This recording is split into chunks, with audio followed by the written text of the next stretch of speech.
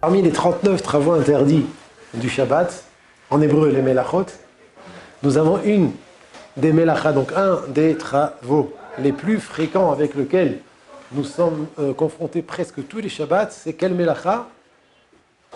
Un trier fait, kol hakavod.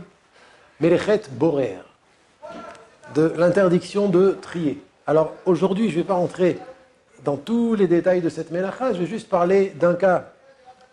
C'est la suite de notre étude. Qu'est-ce qui se passe si quelqu'un il a trié de manière assoura, de manière interdite? Est-ce qu'on pourra profiter du résultat obtenu après le triage? Yona, qu'est-ce que tu dis? Oh, Chazak Baruch. Selon ce qu'on a appris depuis les premiers cours, toutefois où un homme il a transgressé une melacha, même s'il a fait par inadvertance, il a oublié que c'était Shabbat, ou bien il a oublié que c'était interdit, ou il ne savait pas que c'était interdit. Si par exemple il y a un plat dans lequel est mélangé du manger et des détritus, et il a pris des détritus et les a enlevés, il sera interdit pendant Shabbat de consommer ce plat. Ça, c'est la première halakha pour aujourd'hui. Quelqu'un a une question? Autre exemple d'interdiction de profiter d'une melacha qui a été faite pendant Shabbat, si quelqu'un, par inadvertance, il a vu qu'il s'est sali en mangeant, et il y avait un bon plat avec de la sauce marocaine, et sa chemise, elle était bien blanche. Ça peut être tunisien aussi, je n'ai pas dit, non, c'est sûr. Mais bon, le poisson marocain, il est connu, quoi. Sauce marocaine ou tunisienne, en tout cas, c'est pas du gefilte fish, parce que, bon, enfin, ça peut être aussi du gefilte fish. Ça peut être aussi du gefilte fish. Et en mangeant, il s'est sali sa chemise. Bon, maintenant, on sait très bien que le jour de Shabbat, il est interdit de nettoyer ses vêtements, surtout avec de l'eau ou avec de la salive. Ça arrive des fois qu'avec de la salive, on va enlever une toute petite tache. Ou troisième manière qui est interdite, on met du sel. Vous savez, quand quelqu'un s'est taché, de nos grands-mères, on a appris que si on met du sel dessus, alors le sel, il absorbe la saleté et ça nettoie l'habit.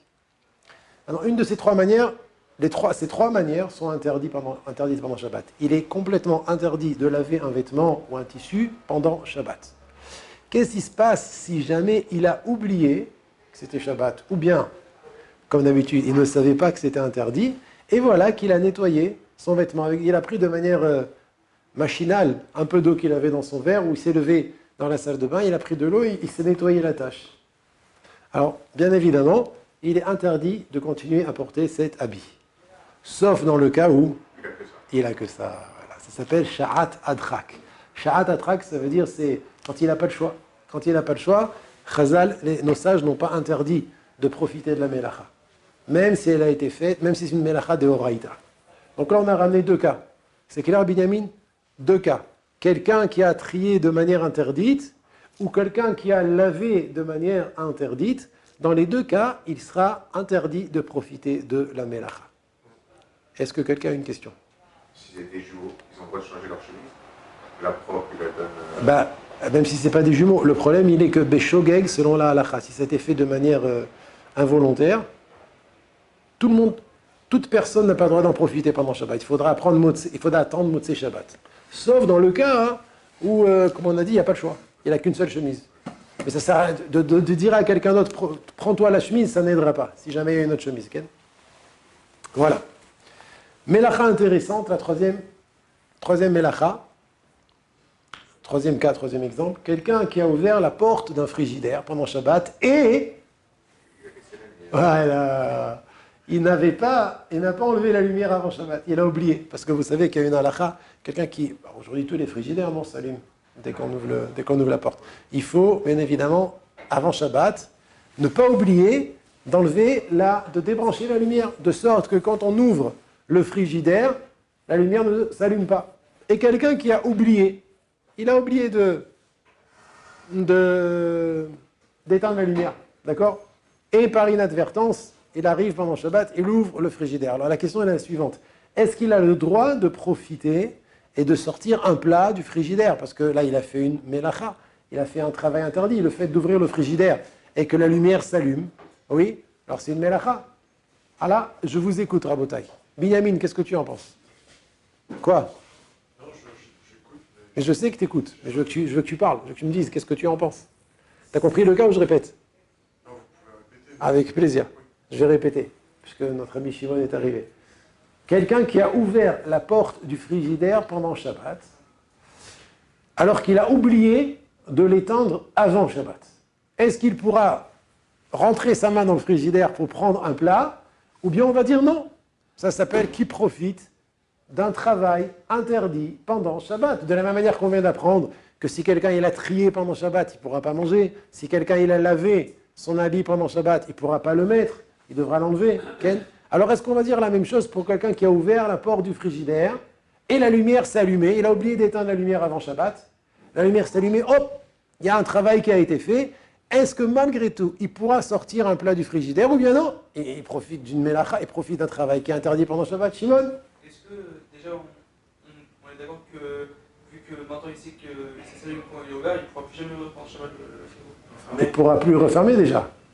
Le refermer déjà c'est interdit. Pourquoi? Parce que quand il va refermer, ça va s'éteindre. Alors qu'est-ce qu'on fait dans un cas pareil? On met quelque chose pour coincer la porte, pour pas que ça s'éteigne. Voilà, exactement. On a l'habitude, hein, les pères de famille, on sait, ça arrive souvent. On sait quoi faire. Maintenant, la question, elle est, t'as raison, on n'a pas le droit de le refermer. Et si quand tu le refermes, tu fais attention de le laisser un petit peu ouvert pour pas que la lumière s'éteigne, tu pourras le rouvrir. La question, elle est, est-ce que je peux sortir quelque chose de ce frigidaire? Ça concerne notre étude, qu'on n'a pas le droit de profiter dans un cas où un travail interdit il a été fait pendant Shabbat. Mais je parle Béchogeg. Quelqu'un qui a été boraire pendant Shabbat, il a fait... Ouh là là, j'ai oublié que c'était Shogeg. Assour d'en profiter. Assour d'en profiter. J'ouvre une petite parenthèse grâce à toi, Shimon. J'ouvre une petite parenthèse. Qu'est-ce qui se passe si vous voyez pendant Shabbat? Vous savez, il y a des Tunisiens ici? Oui, vous savez c'est quoi la marmouma? Il y a un Shabbat sans marmouma? Ah, il y a eu ça. Hein. C'est pas possible. Qu'est-ce qui se passe si pendant Shabbat, dans la marmouma, vous voyez un petit insecte, le pauvre, il est tombé dedans? Non, ça se fait pas. Vous n'allez pas présenter ça à table. Ou même, il est déjà à table. Est-ce que vous avez le droit d'enlever l'insecte et de le jeter? Ah? Il y a d'autres réponses? Quelqu'un me pose? Voilà, exactement. C'est chachouv. Il faut savoir. Il faut éviter les problèmes. On ne peut pas enlever l'insecte seul. Bon, il y en a que ça dégoûte, Michal. Il y en a qui vont jeter toute l'assiette. Mais enlever l'insecte tout seul, quand c'est dans de l'eau, il y en a qui permettent, mais quand c'est dans un solide, c'est interdit d'enlever l'insecte tout seul, parce que c'est boraire, c'est trié. Alors qu'est-ce qu'il faut faire, comme il a dit Shimon? Prendre une cuillère et prendre un bon peu de marmouma avec l'insecte, et là, ça sera permis. On pourra le jeter. Pourquoi? Parce que tu n'as pas trié que l'insecte de la nourriture. Tu as pris beaucoup de nourriture, tu as pris une cuillère, une bonne cuillère, et avec l'insecte au milieu, comme ça tu lui fais une petite île déserte pour pas qu'il meure tout seul dans la poubelle, tu aimes la marmouma, je t'enterre avec la marmouma, il n'y a pas de problème.